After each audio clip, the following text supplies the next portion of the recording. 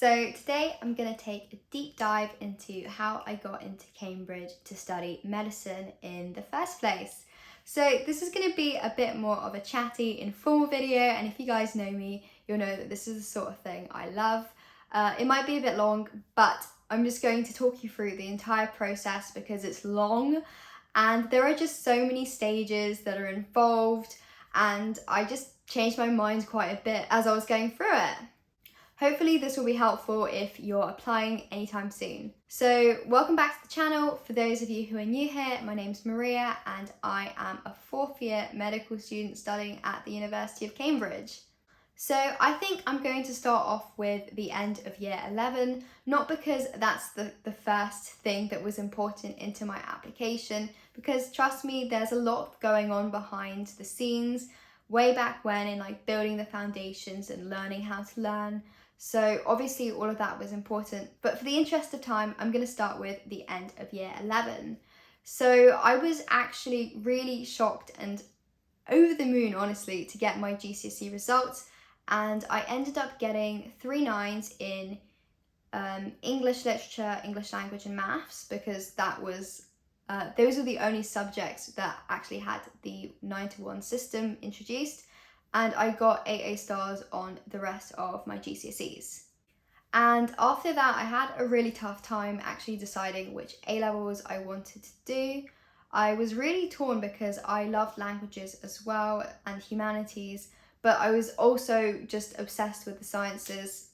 So I kind of did a bit of a compromise. So in the end, after so much deliberation, I decided to go for chemistry, biology, maths and history because they were probably my favourite subjects back at GCSE. And I guess as well for maths, I was on the fast track course.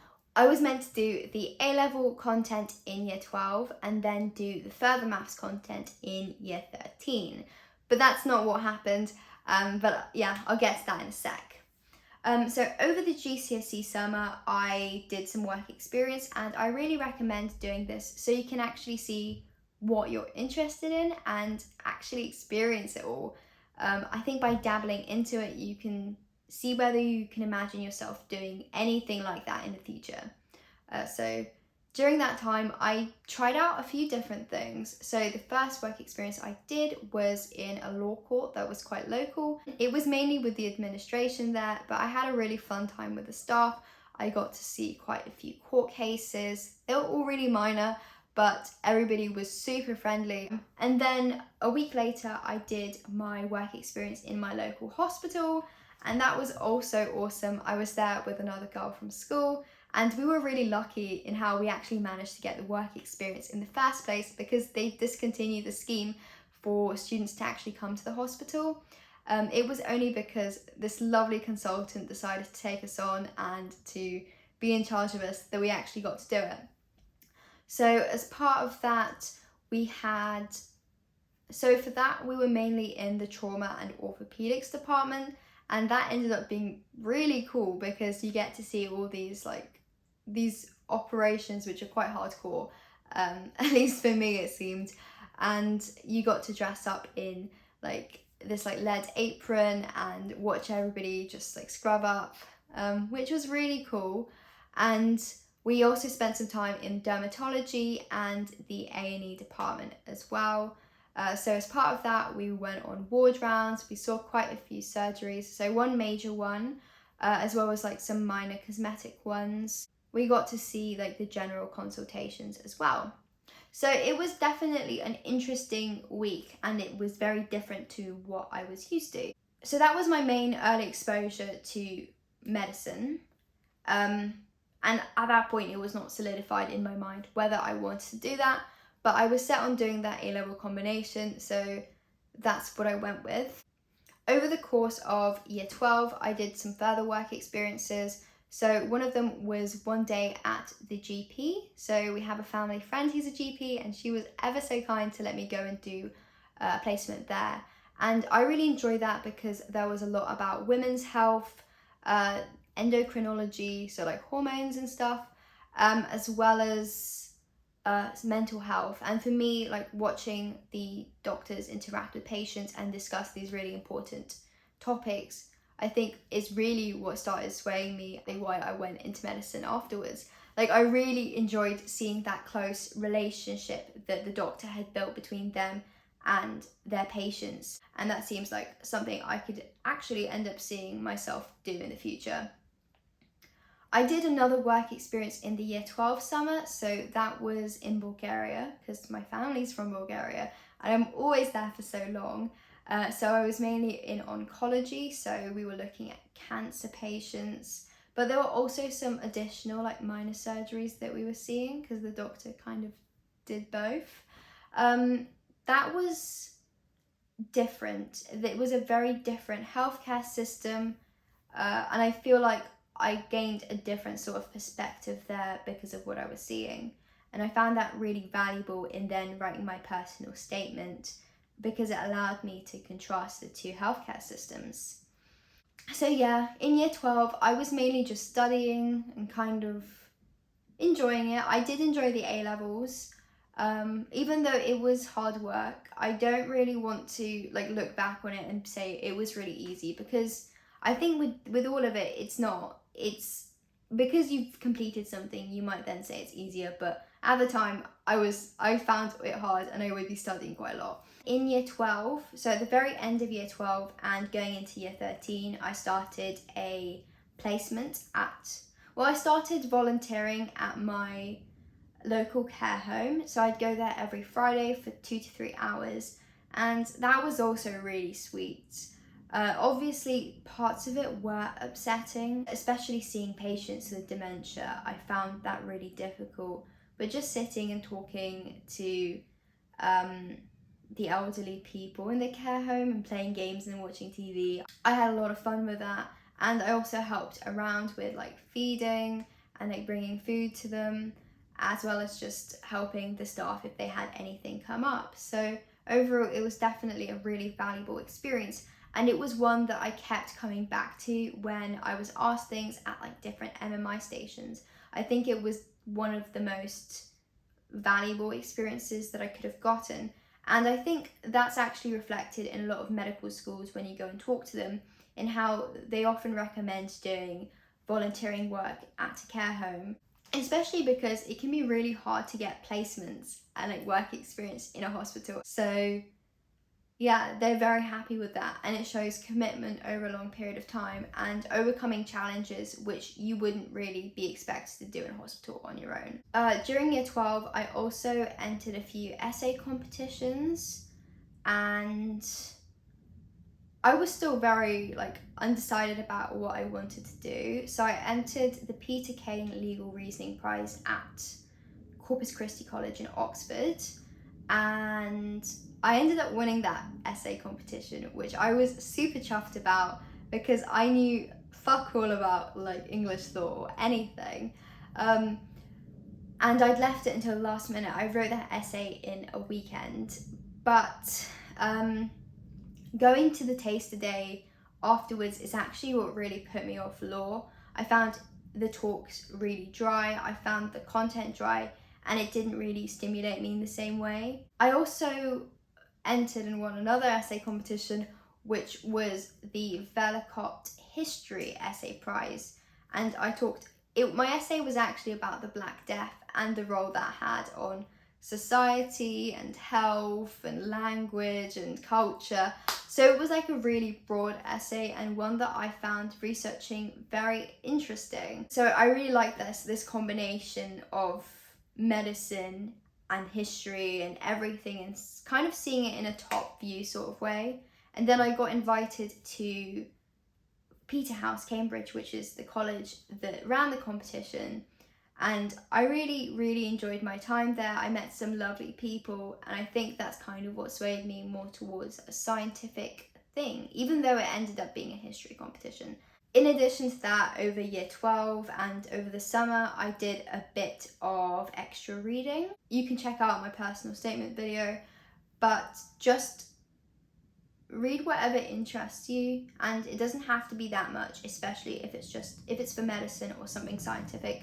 You don't need to be an avid reader. You're not applying to study English or history or something. So you can get away with doing like reading just whatever you enjoy that's medically related. There are some really good books out there, but I'd also recommend not reading the very cliche ones that everybody mentions on their personal statement, because you want to stand out in some way and look like you've got some sort of personal thought rather than just reading whatever everybody tells you to. So during the year 12 and year 13 summer, I decided I wanted to apply to medicine, and as part of that I had to do the Ucat, which is probably my least favourite exam of all time. Like, honestly, I hated it. I've made a bunch of videos about it because for anybody out there who also hates it and is struggling, that's for you. Just because honestly, I wish I had seen those videos and also seen that there were other people out there who hated doing it. So the Ucat you can do between July and early to middle of September. I ended up doing it in early September, which I really recommend against because that made the beginning of year 13 really stressful. So after I did my Ucat, I then turned my attention to my personal statement, which unfortunately at that time still hadn't really been going. Like, I left it really last minute. Like, I had my ideas, but did I have anything cohesive? No. So my head of sixth form actually came to me in like the sixth form study area, and he was like, "Oh, do you have your personal statement so I could take a look?" He saw my screen which said personal statement and was like completely blank, and he was like, "How about I give you an extension?" And I had my personal statement in the next morning. So it took me an evening, quite a stressful evening, so I'd say leave a bit more time, and definitely take a look at other people's personal statements because there's so much that you can include, but fitting it all in the word count is ridiculous. So yeah, definitely look at the videos on personal statements, including my own. I really recommend, but I'm biased. So then if you're applying for medicine or dentistry, or vet med, I think, or anything at Oxford or Cambridge, your application is quite early on. So that's going to be in October. So everything needs to be ready to send off. And that includes your personal statement, your predicted grades, and the references, which you may or may not have seen. I don't think I had seen. From there, I had to prepare for the Bmat, which was on Halloween for us. It was the most terrifying Halloween ever. I did mine at school because there are a lot of people who were doing the Bmat or other Oxbridge entry exams because it was a grammar school, but I think you can do it in lots of other test centres as well.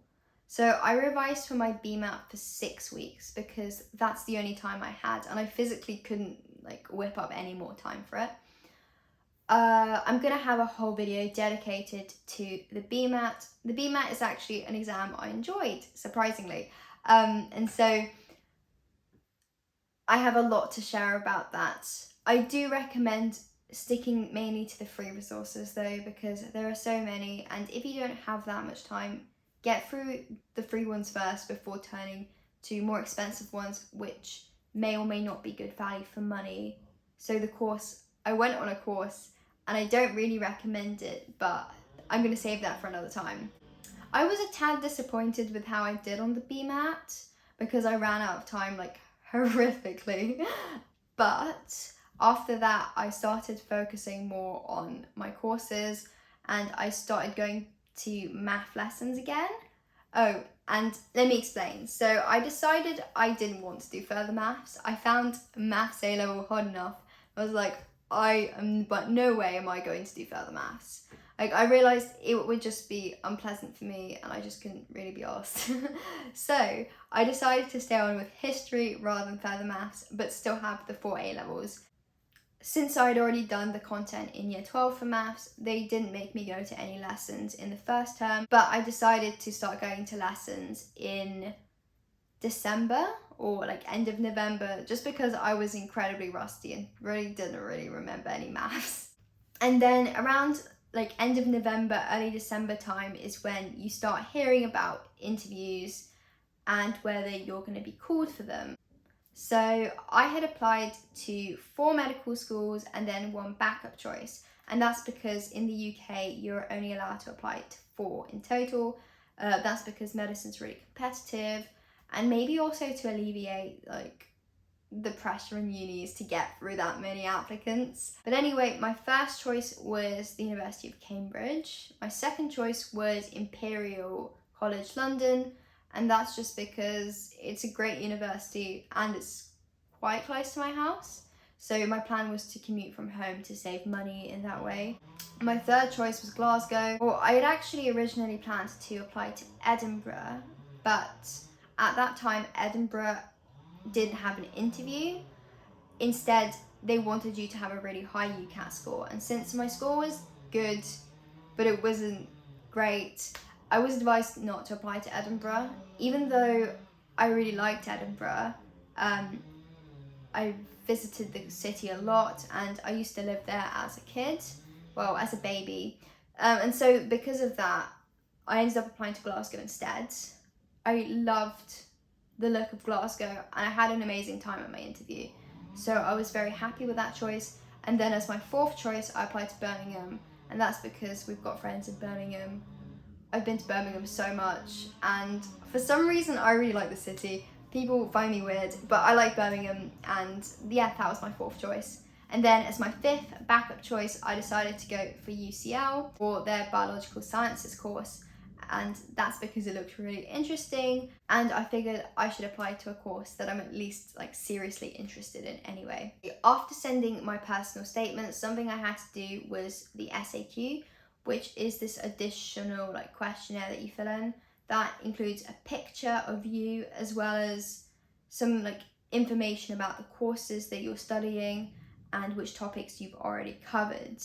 And I'd say you'd be really wise to revise the topics you've said you've covered, because, you know, they see that as fair game to ask you about in an interview. The picture as well, if you end up going to Cambridge, is the one that they'll use on your CAM card, so like your university card. So please pick a good one, because if you do end up going, it's going to haunt you forever.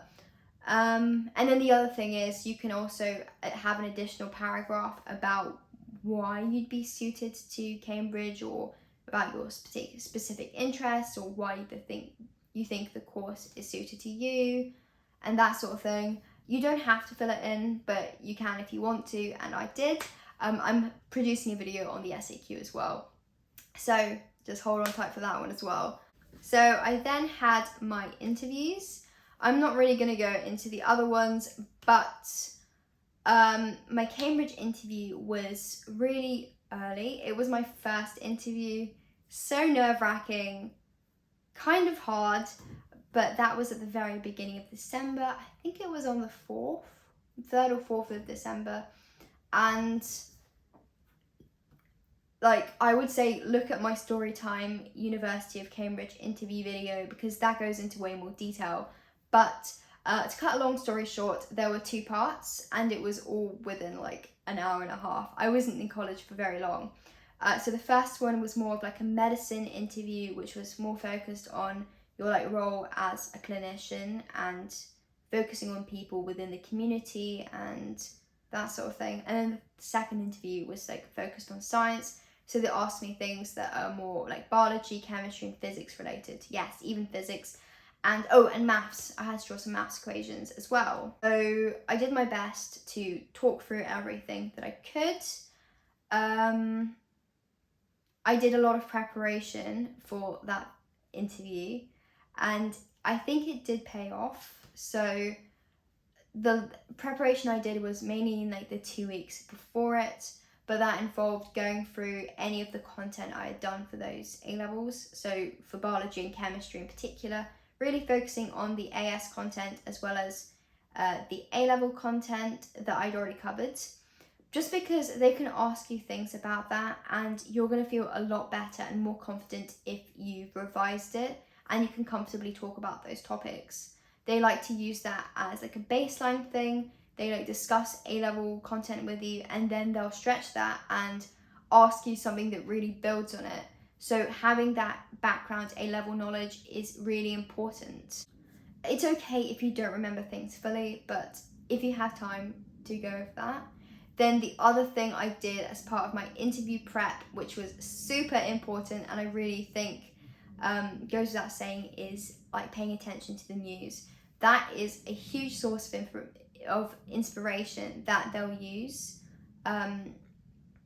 when deciding what sort of things to ask you and like what to be like the original piece of information that you then go on with. And for me, I was asked a lot about the CRISPR-Cas9 case concerning these two twins that had been genetically modified, that had been all over the news. So I was really, really thankful that I had done that and revised that all and, well, read about it, and I kind of knew what was going on. I think there are then some like general topics that they like to ask in medical interviews, especially Oxbridge ones, that you'd be wise to look at. So like the main causes of like mortality, like main diseases, how they work, where you would like direct funding if you could. So they won't ask you things more about your personal statement and work experience, but more like getting you to think of things and to grapple with like unfamiliar things as well. So after my Cambridge interview, I then had my other 3 interviews that came in quick succession. So I had Birmingham and Glasgow quite quickly after, and then I had a bit of a lag for Imperial. And then it was January time where I got my offer. I was over the moon. I wasn't expecting it. And it was honestly like such a whirlwind of a day. After that, it was just preparing for those A-levels.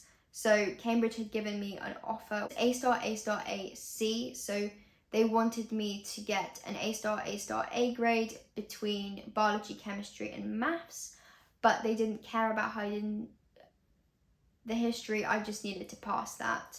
So that was cool. I got the college that I applied to, which was St. Catherine's College.